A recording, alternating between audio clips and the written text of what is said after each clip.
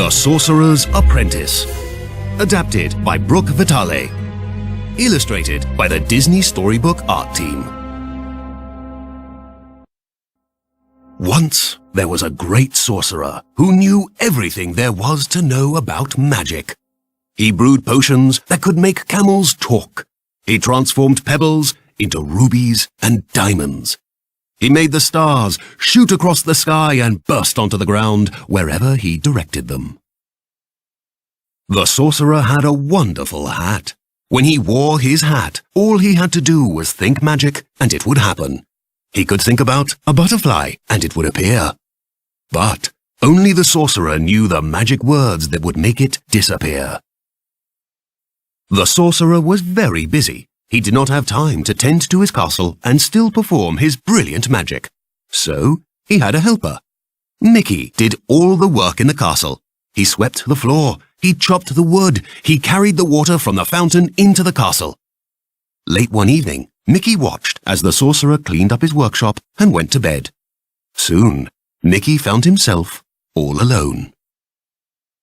When he entered the sorcerer's workshop, he saw the magic hat sitting on the table. Mickey tried to walk away, but the temptation was too great. He had seen the magic the sorcerer could perform with the hat, and he longed to have a magic hat of his own. Mickey looked at the magic hat. Ever so slowly, he reached for it. Ever so gently, he took it off the table. Ever so carefully, he raised it into the air.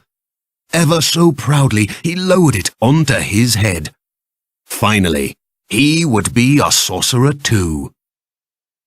As Mickey peered around the room, his gaze fell on an old broom leaning against the wall.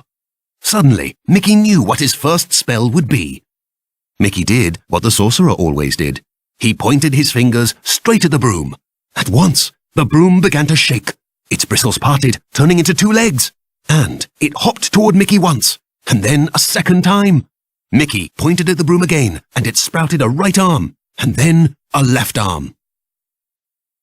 Reaching down, the broom picked up two nearby buckets. Mickey gestured for the broom to follow him up the steps. The broom did as Mickey commanded. Mickey led the broom to the fountain, and waited for it to fill the buckets. Then, Mickey led the broom back down the stairs. Pointing at a large vat, he watched as the broom poured the water inside. Again and again, the broom marched up the stairs, filled the buckets, and poured the water into the vat. Mickey danced around the room. Doing magic was easy. He would never have to work again. But ordering the broom around had made Mickey tired. He sat down in the sorcerer's chair.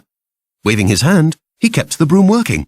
Soon, Mickey fell sound asleep. He dreamed he was the greatest sorcerer in the world. Suddenly, something cold and wet hit Mickey. It was a splash of water. Another splash knocked Mickey out of the chair. Mickey woke up and looked around. There was water everywhere. While he had slept, the broom had continued filling the vat with water. Now, it was overflowing and flooding the room. Mickey threw out his hands, commanding the broom to stop. But alas, Mickey only knew how to make the magic start. He did not know how to make it stop. So the broom continued marching up the stairs, filling the buckets and bringing them back to the vat. Mickey held out his arms, but the broom pushed him down. He grabbed the buckets, but the broom held on tight. Wasn't there any way to stop the broom? Suddenly, Mickey spotted the axe he used to chop the sorcerer's wood. He grabbed the axe and chopped the broom into bits. Soon, there was nothing left but a pile of splinters. Mickey relaxed. He was glad that was over. But it wasn't over. The bits of wood began to move. Each piece turned into a new broom, and each broom had two new buckets. The brooms pushed past Mickey and marched up the stairs. A moment later, the brooms came back down the steps with more water. Mickey tried to hold them back, but they walked right over him. In a great line, they poured more and more water into the vat.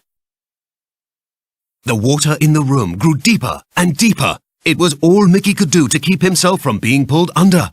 The sorcerer's book of magic floated by. Mickey grabbed it. He turned page after page after page, looking for the magic words that would stop the brooms.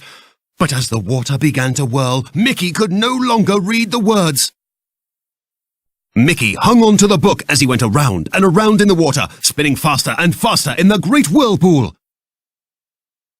Suddenly, a bright light filled the room. The sorcerer had returned. Looking at the water covering his workshop, the sorcerer knew at once what Mickey had done. He raised his arms and waved a great command. The water parted and began to disappear. The sorcerer frowned down at Mickey, then waved his arms again. The brooms and the buckets disappeared. Soon, only Mickey's old broom and buckets remained. Mickey took off the sorcerer's hat. Very carefully, he tried to make the magic hat look nice again. Then, he gave it back to the sorcerer. Mickey smiled shyly at the sorcerer, but the sorcerer did not smile back. Mickey gave the old broom to the sorcerer, picked up his buckets, and tried to sneak away. But as he went, the sorcerer gave Mickey's bottom a good hard smack with the broom. Mickey quickly ran off to do his work. He had learned his lesson. Never start something you don't know how to finish.